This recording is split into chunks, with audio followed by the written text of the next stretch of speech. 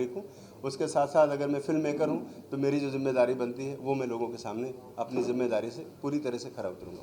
आपने बोला कि ये मूवी आपकी तमाम जो पॉलिटिकल एजेंडा है उससे दूर होगी, लेकिन क्या आपको लगता है ट्रू लव स्टोरी बनाने के समय आप जो मणिपुर में चल रहा है उसको डिस्क्रिमिनेट कर पाएंगे, दोनों को अलग करना मुमकिन है ऑन स्क्रिप्ट? हाँ, ये चैलेंज है आपने जो कहा ये, और इस चैलेंज को मैंने एक्सेप्ट किया है। और मेरे ख्याल से आप जब फिल्म देखेंगे तो आपको लगेगा कि आपने जो आज बात कही थी वो मैंने उसको पूरा किया। और ये बड़ी जिम्मेदारी है, आपने जो सवाल उठाया है ये सबका सवाल ही होगा आने वाले समय में।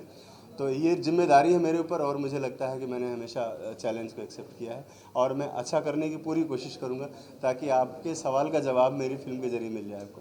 मतलब तमाम नए चेहरे यहाँ पर हैं, हम जी। देख रहे हैं हाँ, स्टारकास्ट में। जी। तो क्या एक नई फिल्म, एक नया कंसेप्ट जो टूर इवेंट्स पर है, ऐसे में क्या स्टारकास्ट नहीं रखना जरूरी है क्योंकि फिल्म टाइपकास्ट ना हो जाए हाँ, इसलिए? दरअसल मेरी फिल्म का जो मुद्दा होता है वो फिल्म का हीरो होता है। तो मेरी फिल्म की कहानी और मेरा जो सब्जेक्ट है वो सबसे बड़ा हीरो है। और उसके बाद अगर मैं कहीं मार्केट में निकलता हूँ लोगों के पास तो लोग बोलते हैं अरे भाई डर लगता है लोगों को।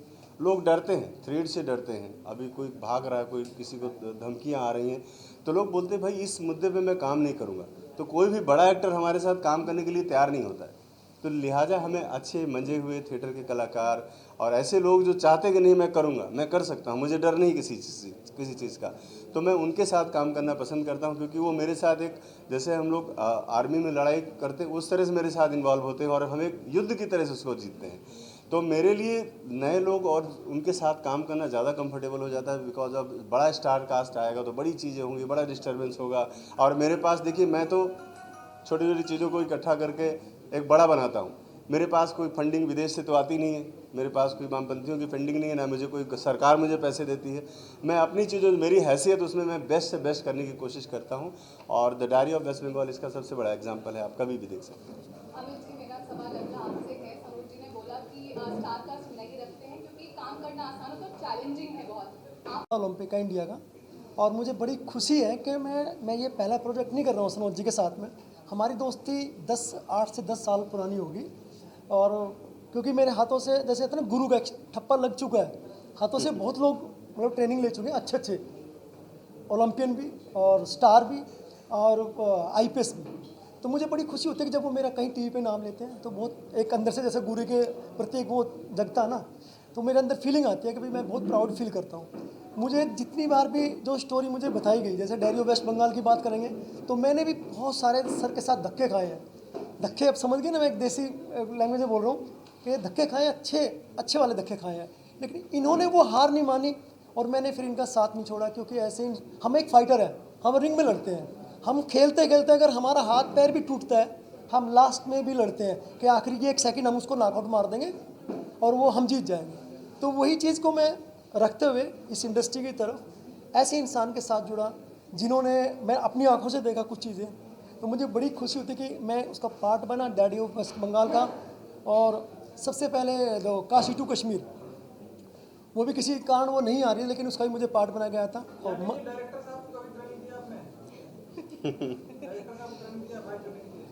देखिए वो बात एक अलग है, हम जो बात अभी कर रहे हैं ना, देखिए अब मैं बताया ना कि रिंग का जो फाइटर होता है वो हर जगह किसी भी फील्ड में जाके मार नहीं खाता।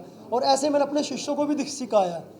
और शिष्यों की बात करेंगे तो बहुत बहुत बड़े बड़े अच्छे वो लोग हैं जो ओलंपियन के से ऊपर, मैं समझता हूँ कि उससे ऊपर तो कुछ होता ही नहीं है।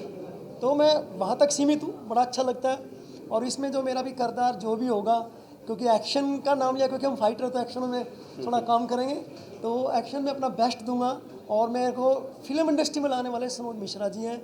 नहीं तो मैं एक स्पोर्ट्समैन रहा हूँ सिंपल, लेकिन हाँ आप लोगों का आशीर्वाद, क्योंकि मैं एक छोटी सी फैमिली से रहा हूँ, आप लोगों ने मुझे उठाया, मीडिया ने मुझे बहुत अच्छी तरह से उठाया, क्योंकि छुपे होते गांव में खिलाड़ी, चाहे वो ओलंपियन हो, उनका भी जब तक आप लोग नहीं साथ देंगे ना उनको कोई पहचानता नहीं है। तो आप लोगों ने हम लोगों को भी उठाया, और बिना मीडिया के कोई फिल्म हो या कोई राजनीति हो, मैं समझता हूँ, या कोई स्पोर्ट्स हो, मुझे लगता है कि वो संपूर्ण नहीं है। आप लोगों का बहुत बहुत धन्यवाद। किनके बारे में मैं बताऊं आपको, मैंने वही अभी बताया कि मैं 9 साल की थी तब से योग कर रही हूँ। योग बहुत ज़रूरी है जीवन के लिए, जीवन जीने की कला है ऑफ कोर्स। एंड ये जो टॉपिक है वो इतना हमें पता है जो हमारी कंट्री में हो रहा है, एंड धीरे धीरे करके मैं सनोज जी को भी बहुत तहे दिल से बधाई देना चाहूँगी कि उन्होंने इस टॉपिक के ऊपर मूवी बना रहे हैं, स्टोरी बना रहे हैं। तो डेफिनेटली सोसाइटी के साथ हमें काम करना चाहिए। तो मेरा तो पूरी तरह इनका मतलब लाइक सपोर्ट रहेगा, और मैं चाहूँगी आप लोग भी तहे दिल से सपोर्ट करिए। मैम, क्या आपके मन में भी कोई संकोच या शंका है कि जैसा पिछली फिल्म के टाइम साइकिल हुआ था कि ये भी कॉन्ट्रोवर्शियल होता है तो कुछ ना कुछ तो जरूर होगा? इतना सोचना नहीं चाहिए ना लाइफ में। एक्चुअली मैं ये बिलीव करती हूँ, जैसे अभी मैं बोल रही थी ना, इतना जो चीज़ें अच्छे के लिए हो रही है सोसाइटी, ये टॉपिक तो है मणिपुर का, अगर उस पर लोगों को बताया जा रहा है प्रॉपरली, तो आई डोंट थिंक सो इतना सोचना चाहिए। अभी तो हर चीज़ के ऊपर मीन्स जो भी हमारी कंट्री में या जो भी प्रोग्रेस हो रही है, जो चीज़ें उस पर दिखाना भी चाहिए जो भी, तो इतना नहीं सोचना चाहिए। अब केरला वाला भी अगर आप देखो तो बहुत सेंसिटिव टॉपिक था, लेकिन अगर उसको कोई दिखाता नहीं तो लोगों को कैसे पूरी तरह पता लगता। तो आई डोंट थिंक सो, जो ये कर रहे हैं बहुत अच्छा काम कर रहे हैं, we have to support him. मैं तो सबसे पहले सनोज जी को ऑल द बेस्ट कहना चाहती हूँ इस फिल्म के लिए, और डायरेक्टर नहीं बोलूँगी, मैं बोलूँगी ये एक योद्धा है जो इंडस्ट्री में इस तरीके का फिल्म को लेके आने का हिम्मत जुटा के कर रहे हैं।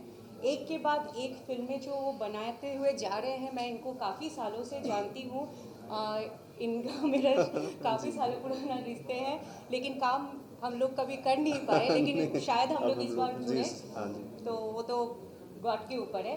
लेकिन इतना है कि इन्होंने जो भी इस मूवी को लिए सोचा है, तो इतना सेंसिटिव और एक ऐसा मुद्दा होगा, मुझे लगता है जो हम लोग नॉर्मली माउथ पब्लिसिटी से नहीं कर सकते, जो ये फिल्म के ज़रिए लोगों के सामने प्रेजेंट करना चाहते हैं। तो मैं इसके लिए सनोज जी को ऑल द बेस्ट कहूँगी कि डायरी ऑफ द मणिपुर बहुत अच्छा जाए, क्योंकि उन्होंने जो मुद्दा उठाए हैं वो बहुत सेंसिटिव है। मणिपुर मतलब सेंसिटिव है, अभी भी सेम सिचुएशन चल रहा है, तो ये तो योद्धा है। और लाइफ में हमेशा किक की ज़रूरत होती है। जब तक आपके लाइफ में किक ना हो ना, आपको आगे मूव करने का या अचीव करने का इच्छा नहीं रहती है, जो ये कर रहे हैं। तो मुझे इसलिए लगता है कि इनके लिए लाइफ में ये किक है। Thank you. सबसे पहले मैं ये, हाँ जी सर, महमूद भाई इधर आइए। थैंक सबसे पहले मैं बधाई दूंगा सनोज जी को और पूरी टीम को कि इस तरीके के मुद्दे पर फिल्म बनाना आसान नहीं है। एज एन फिल्म मेकर मैं भी जानता हूँ कि कितनी तकलीफ होती है, और सनोज जी तो खुद भोगी है जो उन्होंने पिछले और उसके बाद हिम्मत करके ये बना रहे हैं। तो सल्यूट टू हिम फर्स्ट, और हम सबको अप्रिशिएट करना चाहिए। मैं यहाँ पे हूँ क्योंकि सनोज जी से हमारी जब मुलाकात हुई और उन्होंने कहा इस मुद्दे पे फिल्म बना रहे हैं, तो मुझे लगता है कि बहुत बड़ी चीज़ होती है कि एक फ़िल्म बनने के बाद लोगों तक पहुँचे।